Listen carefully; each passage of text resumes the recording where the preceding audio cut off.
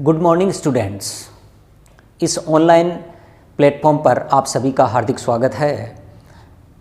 मैं आप लोगों को फिजिकल केमिस्ट्री का पोर्शन करवाऊंगा बीएससी पार्ट फर्स्ट के दौरान।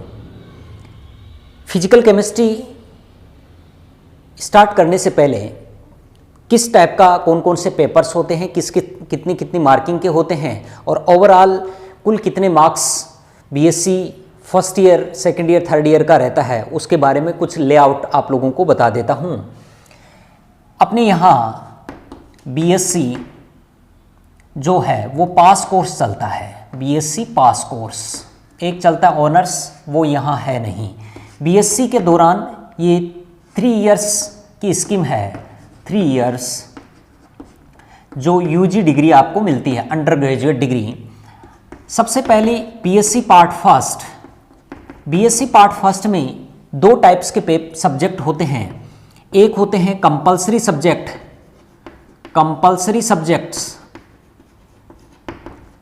और दूसरे होते हैं optional subject, optional subject.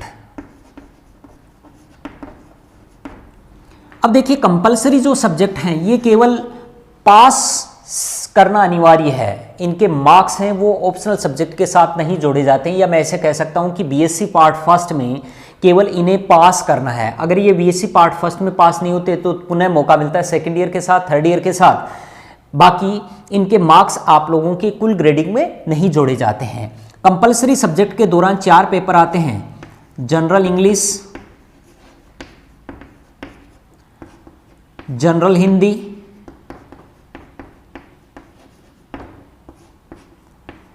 Environmental studies,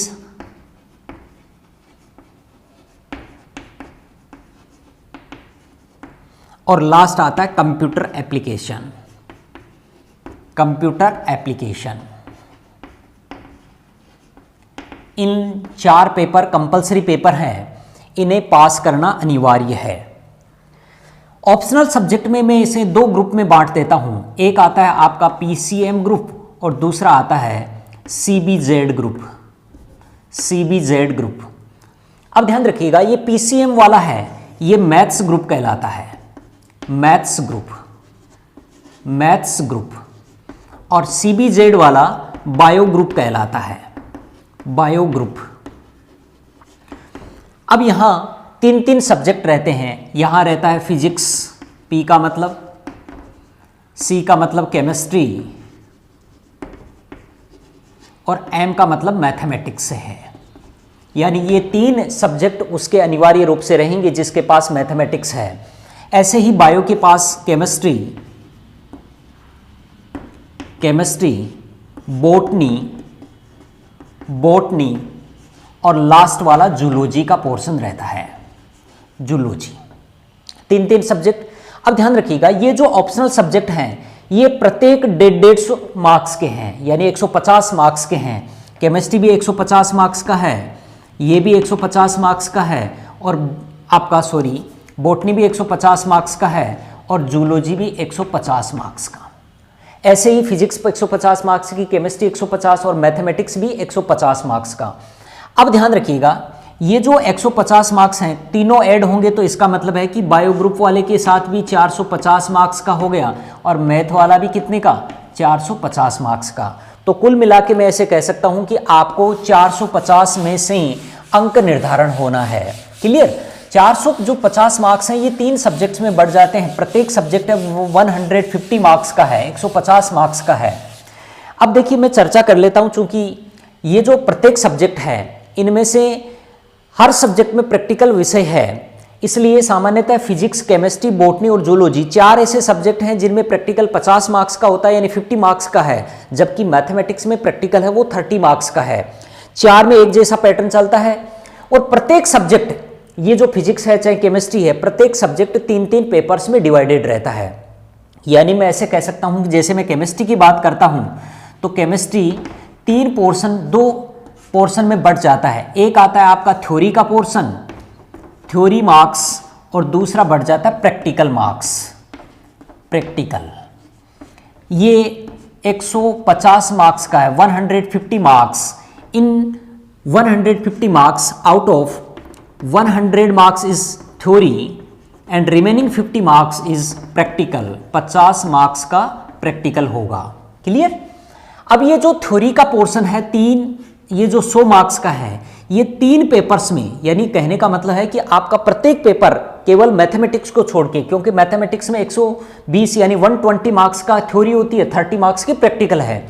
बाकी आपकी बॉटनी, जूलॉजी, केमिस्ट्री, फिजिक्स सबका एक जैसा पैटर्न है। सब में जो थ्योरी है वो 100 मार्क्स की, प्रैक्टिकल है 50 मार्क्स का।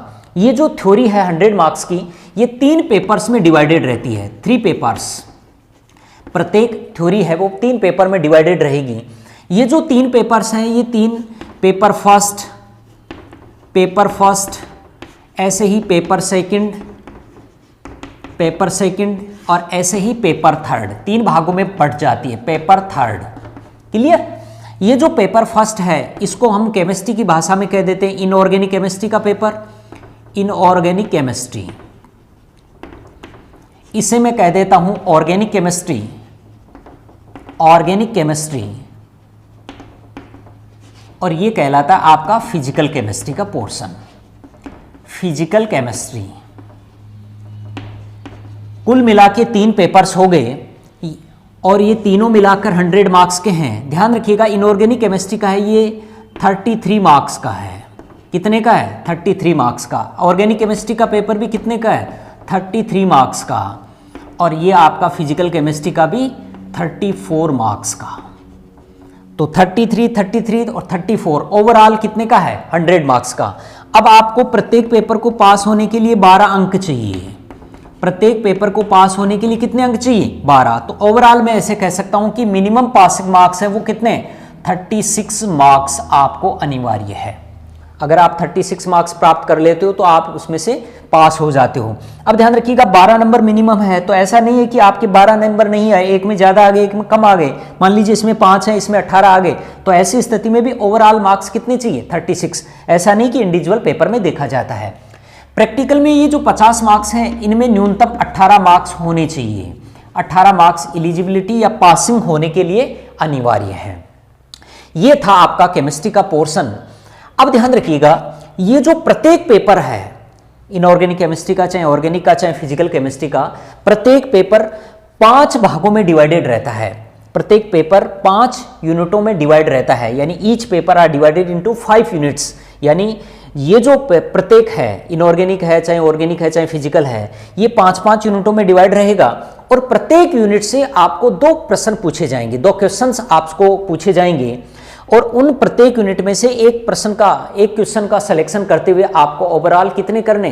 5 क्वेश्चन आपको करने हैं। अब ध्यान रखिएगा ये जो ऑर्गेनिक और इनऑर्गेनिक का पोर्शन है इसमें सामान्यतः है 6.5 मार्क्स के 4 प्रश्न पूछे जाते हैं और एक प्रश्न 7 अंक का पूछा जाता है। तो ऐसी स्थिति में ये 26 और ये 7 टोटल 33 मार्क्स का।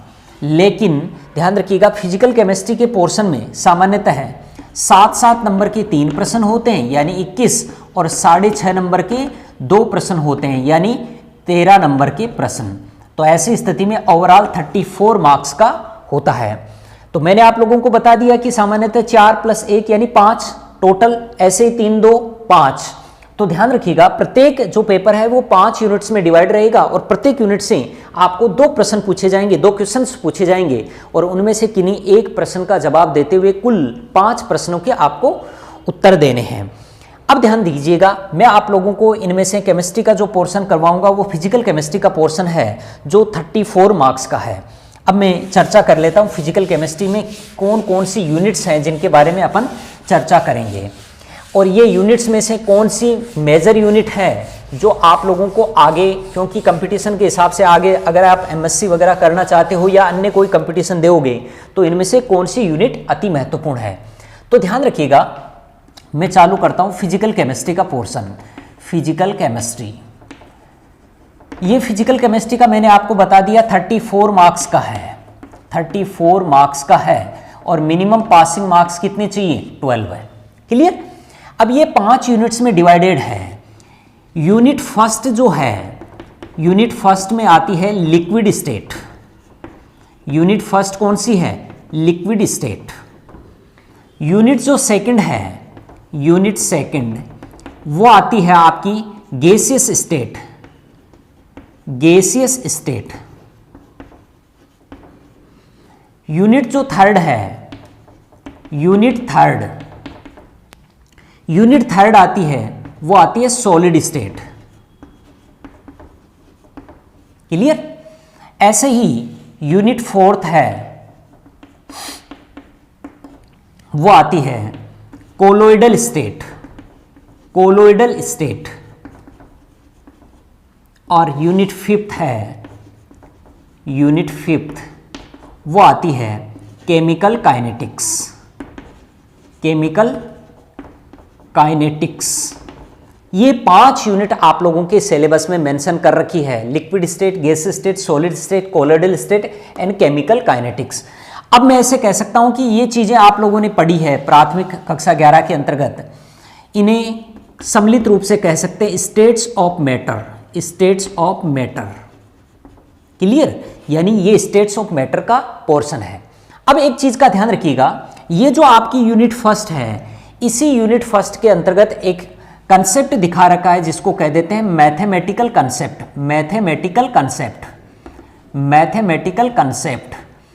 ये मैथमेटिकल कंसेप्ट का क्या सेंस है? चूंकि आप फिजिक्स प्लस केमिस्ट्री दोनों का मिला जुला रूप है, तो ऐसी स्थिति में इसमें कैलकुलेशन का पोर्शन है। और कैलकुलेशन के लिए आपको सामान्यतः जो आपने प्राथमिक कक्षाओं में पढ़ा है, एडिशन, सब्सट्रैक्शन, मल्टीप्लिकेशन एंड डिवाइडेशन, उसी के आगे बढ़ते हुए चूंकि इसमें विभिन्न प्रकार की कैलकुलेशन होगी, तो ऐसी स्थिति में जैसे पीएच कैलकुलेशन का मामला हो या एंटी लॉग याद करना हो, तो ऐसी स्थिति में मैथमेटिकल कैलकुलेशन के अंतर्गत विभिन्न प्रकार के कंसेप्ट आएंगे, जैसे लॉगरिथम क्या है, एंटी लॉग क्या है, एंटी लॉगरिथम क्या है।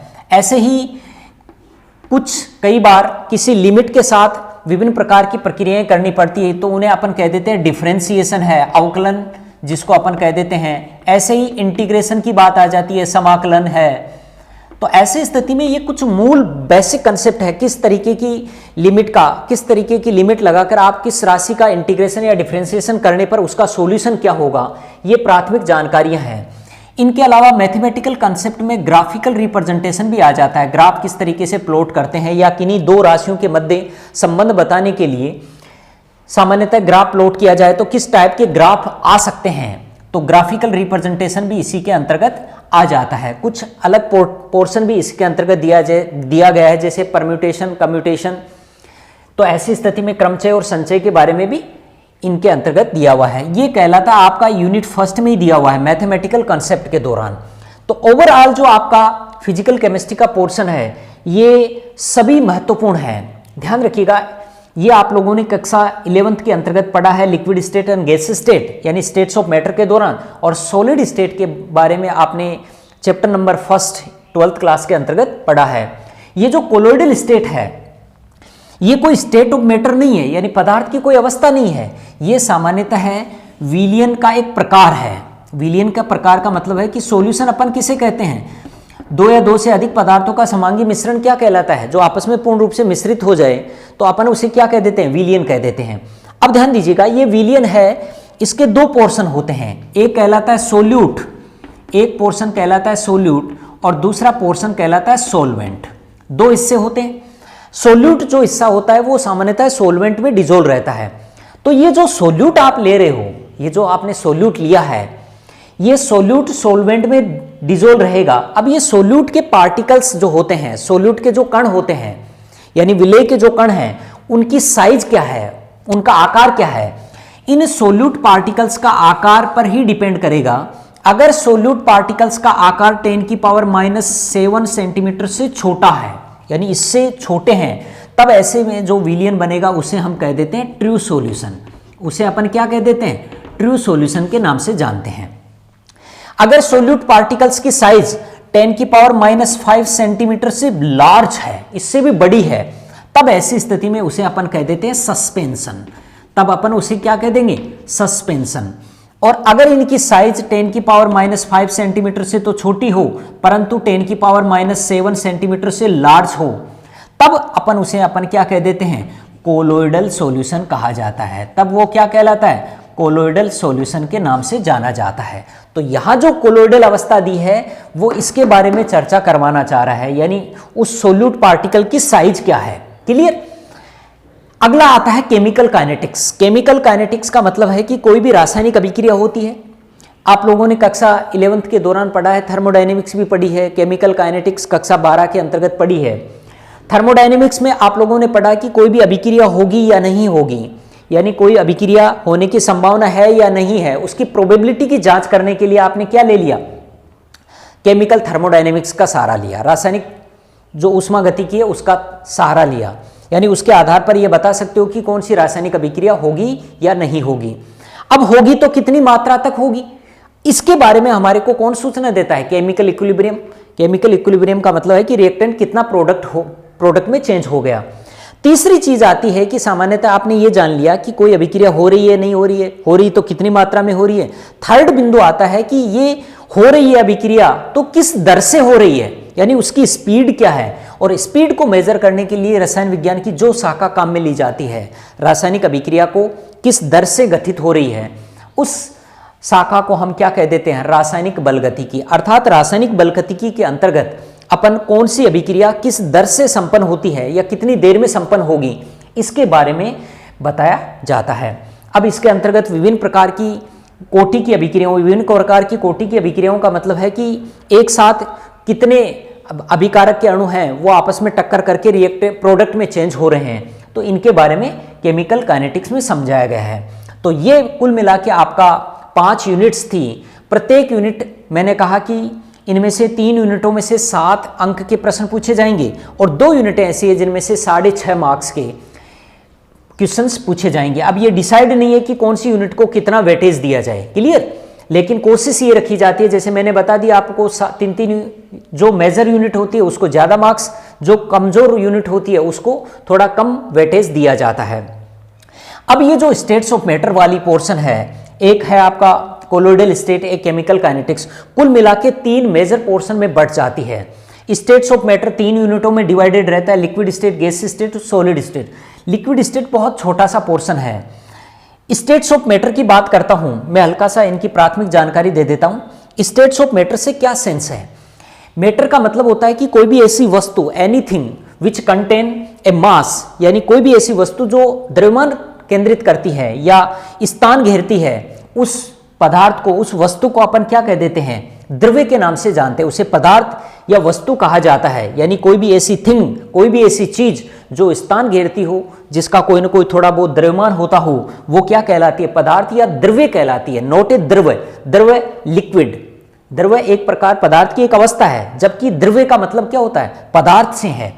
स्टेट्स का मतलब उसकी कौन सी अवस्था है, कौन सी अवस्था का मतलब है कि हमने ये पढ़ा है कि सामान्यतः प्रत्येक जो पदार्थ है प्रकृति में उपस्थित, चाहे वो आपका पेंसिल हो, पेन हो, कोई सा भी पदार्थ, टेबल, कुर्सी, सब, प्रत्येक जो चीज है वो पदार्थ से मिलकर बनी है और प्रत्येक पदार्थ छोटे छोटे कणों से मिलकर बना होता है। अब इन कणों के मध्य आकर्षण कैसा है, इंटर एटॉमिक अट्रैक्शन कैसा है, अंतराण्विक आकर्षण जितना ज्यादा होगा पदार्थ के कण उतने ही ज्यादा पास में रहेंगे, और कण पास पास में रहने पर पदार्थ की जो अवस्था प्राप्त होती है उसको हम कह देते हैं ठोस अवस्था या सॉलिड स्टेट। कण अगर बहुत अट्रैक्शन बहुत कम है, दूर दूर है, तब ऐसी अवस्था को हम कह देते हैं गैसीय अवस्था। और तीसरी प्रकार की आती है लिक्विड स्टेट, जो इन दोनों के बीच में, यानी ठोस अवस्था से तो कम लेकिन गैसीय अवस्था से ज्यादा अगर अंतराण्विक आकर्षण हो, इंटर एटॉमिक अट्रैक्शन हो, तब ऐसी स्थिति में आपको कौन सी अवस्था प्राप्त होती है, लिक्विड स्टेट प्राप्त होती है। तो ये था आप लोगों का कुल पोर्शन फिजिकल केमिस्ट्री का 34 मार्क्स का, मिनिमम पासिंग मार्क्स 12 चाहिए। कुल 3 प्रकार के टॉपिक्स आप लोगों के सिलेबस में मेंशन है। एक आता है आपका स्टेट्स ऑफ मैटर से, दूसरा पोर्शन आ जाता है कोलोइडल स्टेट से, और थर्ड पोर्शन जो आता है वो केमिकल काइनेटिक्स से। मैं सबसे पहला पोर्शन जो चालू कर रहा हूं वो आता है कोलोइडल स्टेट के बारे में, कोलोइडल स्टेट से। ये कोलोइडल जो स्टेट है, मैंने आपको बता दिया कि ये स्टेट्स ऑफ मैटर नहीं है, यानी पदार्थ की कोई अवस्था नहीं है। ये सामान्यतः विलयन का एक प्रकार है जिसके अंतर्गत सोल्यूट की साइज क्या है उसके ऊपर डिपेंड करता है। तो जब कोलोइडल स्टेट की बात करते हैं तो सामान्यतः विलयन की चर्चा कर लेते हैं। विलयन क्या है? मैंने कहा कि विलियन के दो भाग होते हैं, एक कहलाता है सोल्यूट, दूसरा कहलाता है सोलवेंट। सोल्यूट है वो सोलवेंट में डिजोल्व रहता है। अब ये सोल्यूट पार्टिकल्स की साइज के आधार पर ही मैंने कहा कि अगर सोल्यूट पार्टिकल की साइज 10⁻⁵ सेंटीमीटर से छोटी और 10⁻⁷ सेंटीमीटर से लार्ज हो, तब उस अवस्था को हम क्या कह देते हैं, कोलोइडल स्टेट्स के बारे में, या कोलोइडल स्टेट कहा जाता है, कोलॉइडी अवस्था कहा जाता है, जिसके बारे में मैं नेक्स्ट क्लास में चर्चा करूंगा। धन्यवाद।